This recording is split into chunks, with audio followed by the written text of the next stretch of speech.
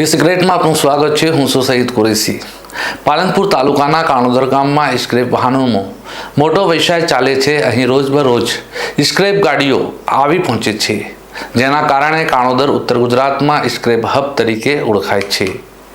સ્થાનિક વેપારીઓએ વ્યવસાય સહકાર અને કાયદાકીય મુશ્કેલીઓથી બચવા માટે એક એસોસિએશન બનાવી છે। દર વર્ષે દુકાન દીઠ અંદાજે 35,000નો ફાળો લેવાય છે।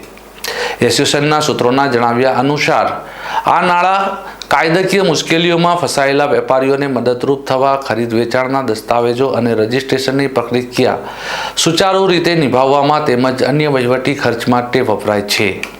એક વેપારીએ પોતાનું નામ ન આપવાની શરત પર જણાવ્યું કે જો ક્યારેય કોઈ ગાડી કાયદાકીય મામલામાં ફસાઈ જાય તો વ્યક્તિગત મુશ્કેલી ટાળવા એસોસિએશન ખર્ચ ઉઠાવે છે।